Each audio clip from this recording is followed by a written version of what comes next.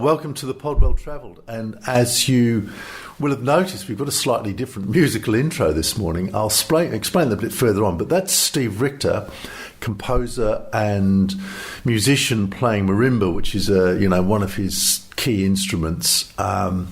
It's in preparation. That was part of the rehearsal for our Around the World dinner, which is on October the 13th later this week. I'll explain that. We'll get down to the studio and chat with Steve and all the other musical things going on. But I'm Stephen Scourfield, standing in as host for Will Yeoman, who's still on leave. Will's just finished his stint as director of the York Festival, and he'll be back in the next episode. But I'm here with Mogens Johansen, my great colleague, travel writer, photographer, all things, everything, and trainer. Now, Mogens has just come back in off the road. So, what are you doing? Well, I've decided that I'm going to have a crack at doing the Munda Biddi trail, which runs from Perth to Albany. Sort of follow the similar route to the Bibbulmun track for those who are familiar with that. It's basically a 1,000-kilometre sort of off-road challenge. On your bicycle? On my bicycle, yes. Wow. Yes. I'm thinking, every day I'm out training, I'm thinking I should do this on a real bike. So how many days? We are going to do it in about 8 or 9 days. Wow, all so things it's depending. Whatever. Yeah. Those are big days for they are a quite fit young chap like you. for an old fella like me, yeah, they are big days. But no rest days. No, there's in between. There's a sort of a rest day of only about 50 kilometres, okay. but all the other days are well over 100 kilometres. Yeah, so great time of year to be doing that. Great time to just be training for it. It's so it should be really nice down in the forests and that sort of stuff. For those who are not in Western Australia, it's spring, so we've got clear skies mostly, bit of showers every now and then. Light winds, blue sky, light winds, cool breeze. Perfect climate, really. Perfect. Cool mornings, yeah. So fantastic. Yeah. Oh well, and when's this happening? I should know because you're on leave. So. No, we take off on the 29th, so we've decided to. It's a birthday roundabout then. Yes, there is too. Yeah, but we have decided to start in Albany and then ride home. Oh, heading uphill. Yeah, gee, that's hard. So, well, we like to do it the hard way.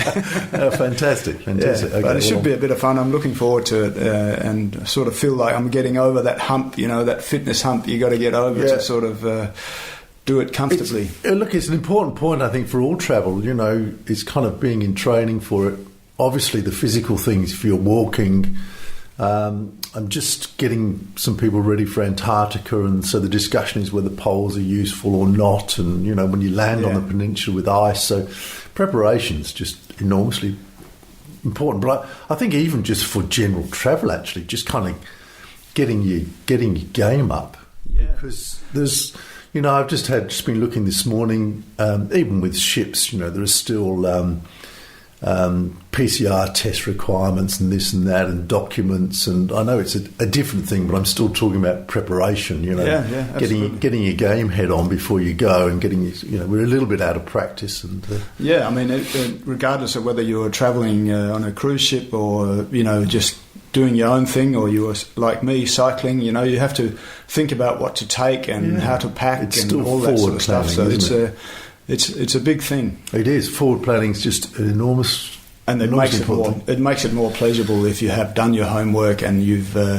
prepared well. Then everything else sort of just falls into place. Exactly. That probably brings us into our next conversation, which is about travel insurance, which is such a crucial part of that planning. Yeah, you've been doing a story, or speaking to one of the sort of leading industry figures, Natalie Ball, about do's and don'ts about travel insurance. And I guess now with flight cancellations and changing COVID regulations and world events and all that sort of stuff, it's even more important to have good travel insurance that covers you for those unforeseen circumstances.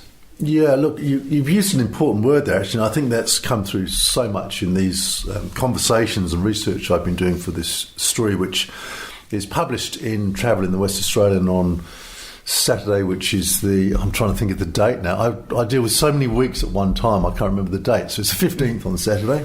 And of course, it'll be online at thewest.com.au /travel. It'll be published there as well. I think what's come through is that, I mean, travel insurance has always been a sort of grudge buy, hasn't it? You know, you book your trip and then you get travel insurance. And generally, I think for lots of travellers, you know, lots of listeners and our readers, you know, it's travel insurance has been about getting the cheapest, get you out of jail sort of insurance you can. You know, you buy travel insurance, you don't read the product disclosure statement, you go on price and you think, oh, that'll do it. Yeah. It's got 3 figures, you know, it says how much if you lose your bag and this and that, and you go, well, that'll do it. And you just buy it. Yeah. And I think now I think there is a shift now, certainly in the traveller's mind and in my mind, towards good travel insurance. It's just no good buying something that's going to leave you, you know, with gaps. No. So, and look, I think another thing just to say before I kind of forget it is that the crucial age shifts, which particularly at 70 and 80 are more marked now. So I think that the price really does jump with those age changes with the decades. So travel insurance is just a trickier thing. I think, look, even a couple of months ago, certainly 3 months ago, you had to pick around and find those that were covering things and those that weren't. But pretty much now, I'm just looking down the list. So if we look for overseas medical cover for COVID, pre-trip cancellation cover for COVID, which are kind of the 2 crucial elements, if you like. So both of those aspects are covered by Allianz, Covermore, Fast Cover, Insure for Less, Insure and Go, Medibank, NIB, which is a real front runner now, Tick Travel, Travel Insurance Saver, Webjet's own travel insurance, which is with Zurich, World Care. So all of those cover all aspects of COVID, if you like. Yeah. And I think that's really where we are, that I'm only looking at 1, 2, 3, 4 in a pretty big list here that don't cover. They cover for COVID overseas, medical cover overseas, but they don't cover for pre-trip cancellation.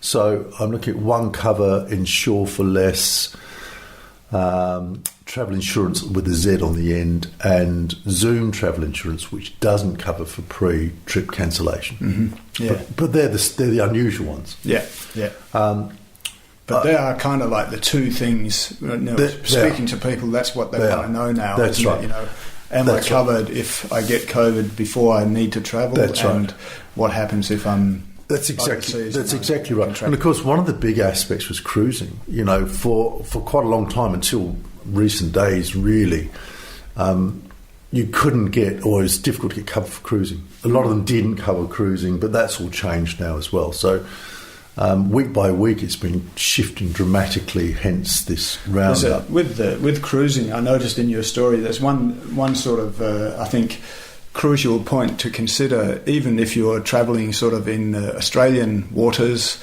You know, it's still important to take out travel insurance, because once you're out there on the water, you're no longer covered by Medicare, and should anything happen, exactly right. Yeah, exactly right. It's very important, and you know, and we all know the costs even on board a cruise ship for medical care.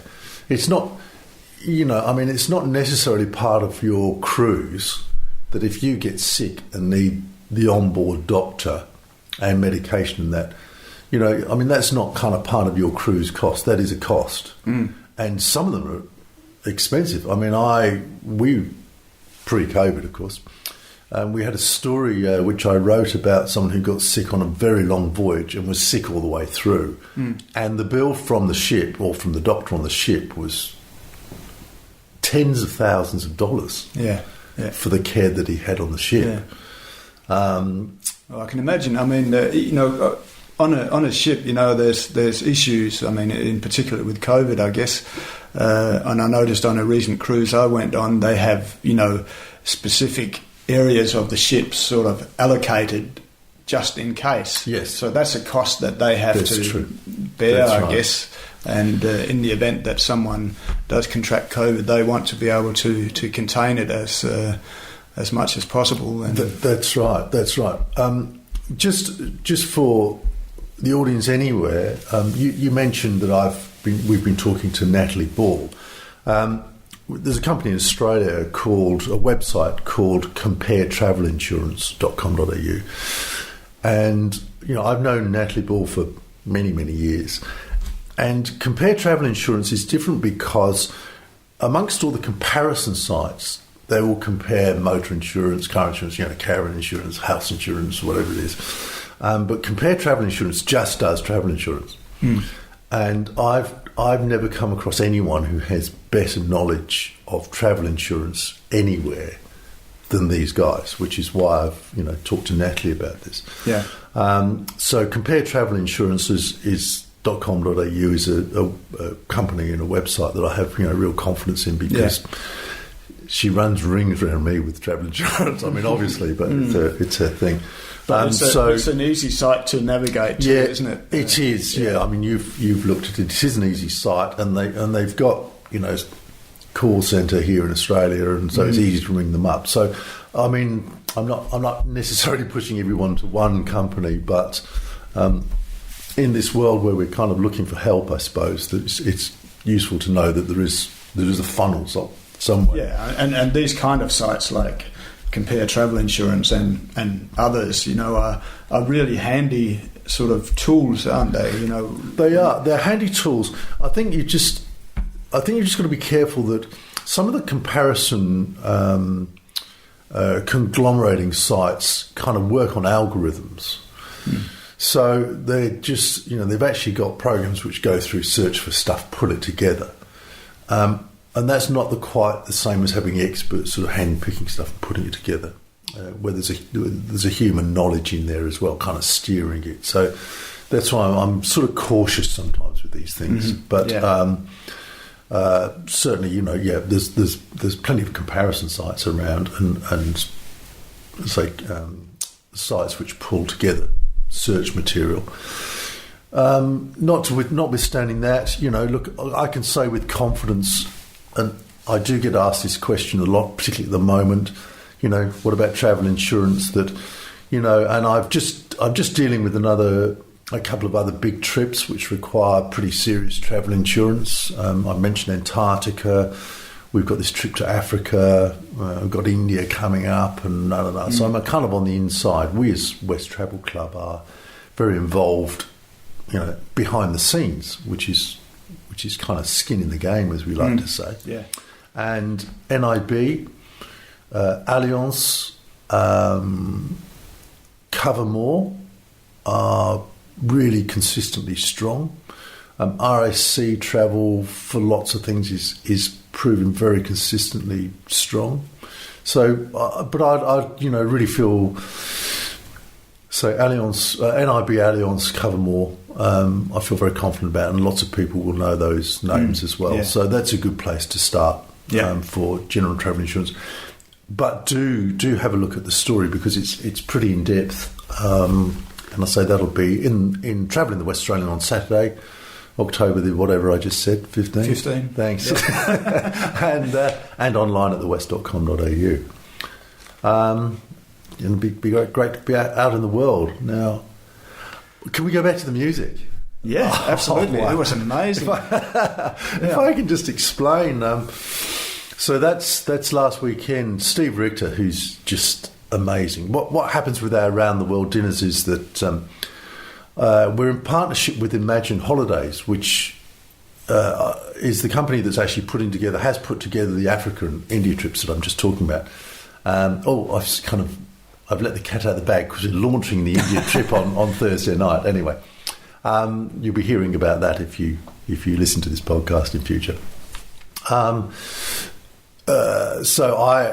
Chef Costas Simatos at the University Club of Western Australia, who's absolutely amazing. He's come up with this incredible menu for 5 places that I wanted to tell stories about, including Zambia, Botswana, as a Southern Africa. And, of course, he's from South Africa. Mm-hmm. So I'll spill the beans in saying that we're having this kind of Zambian Botswanan dish, meat skewer dish with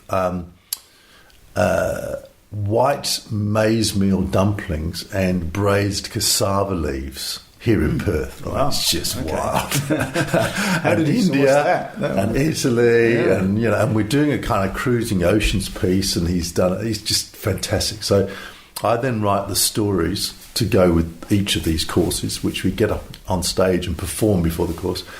And I send that to Steve Richter, who's written this music. So, but until we get together, which is, it's normally the Sunday before the Thursday, but we went early on the Saturday, which was quite good because I was feeling a bit nervy about this one. We've got about 160 people coming. And when you look out at 16 tables of 10, it's a pretty big banquet hall full, so it's a big night for us. And we're very pleased that Imagine, Alex Sermon, the managing director of Imagine's coming over from Brisbane to Perth for it, so we're very pleased to have him and all his crew there as well. So it's kind of a big night. So putting this thing together is amazing, but working with Steve, as you'll hear now, is just fantastic. I just love this guy. He is so talented and he's such a great friend. So here comes the studio, and it's a little bit of a knock-up sound piece, this, because I was literally, we were at work.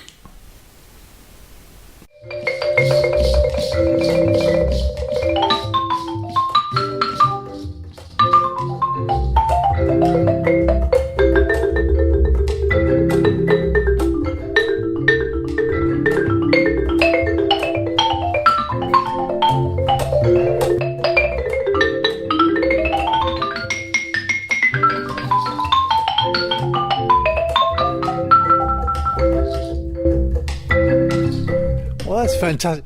Tell us about the instrument, Steve. It's marimba. Yeah, it's a marimba. Yeah, it's an African. It's actually an African. Originated in Africa many moons ago, hundreds, thousands maybe of years ago. So for those who don't, it's over 2 meters long. Yep. Wooden keys. If I said like a glockenspiel xylophone, people might imagine that. Yeah, xylophone is the closest instrument that you could kind of imagine, but the difference is quite subtle. The instrument goes deeper, so this particular one goes down to this note here, whereas which is an A, the xylophones would tend to be maybe another octave and a bit higher. Right. But also the wood is much thicker on a xylophone, and you'd play with harder mallet, so it would be a much more piercing. Right. So these are sound. kind of soft. Yeah, these ones are an interesting mallet actually because they're very hard in the middle. So I can get that kind of xylophone crack sound if I hit it hard, but also they're really very fluffy on the outside, so I can kind of do some nice rolls. So they're called two-tone mallets, actually. You can get sort of two different textures out of them. Yeah. I think, look, I should explain that we're in the studio, in Steve Richter's studio. Steve Richter, composer, percussionist, marimba player, educator, certainly of me over the last few years. Steve composes the music for our Around the World dinners and other events that we do. I write the words, he composes the music, and then we perform them live together. So we're just rehearsing the piece for Africa. That's right. Mainly Zambia, Botswana. Yeah. For the Round the World dinner, which is on 13th of October, which is just about sold out. We've got 160 people coming. Amazing. We've got a big night. Yeah. Chef Costas Samatos, who's actually from South Africa, has got white maize meal and braised cassava leaves on the menu. So it's just a huge night, and to have you playing this music is just wonderful, Steve. I love the process of working with you. It's just like the best thing that happens all year. So cool. Do you want to play us out? Yeah, as they say in all the. Well, look, hold on. I'm going to loop. So I've got a few loops going on. So there's a bunch of electronics which I'm going to loop live. But basically, we'll explain. Hit the loop. Can you explain the loop? Oh, sure. Well, so for example, for my bass line for this particular number, I've sort of loaded up a So this is all on the keyboard now with loaded sounds, electronic. Yeah, this one's called a ballon. I'm not sure if exactly how to pronounce it, embarrassingly, but it's an African stringed instrument. But I'm actually triggering it off of my piano keyboard, right? and then so I can play my bass. It's all on the keyboard, and then folks. so I loop that and I get this. So you record it, play it over and over. There you go. Cool. And then what I can do over here is loop the marimba part. So here we go.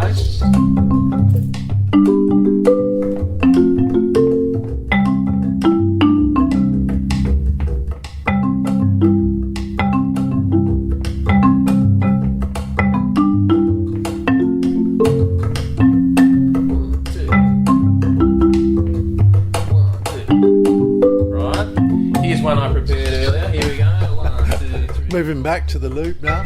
Oh, here we go. And then I'll just solo up the top end.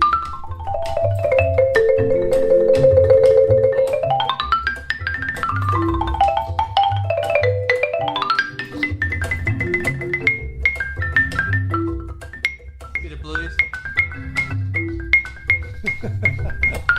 that's fantastic.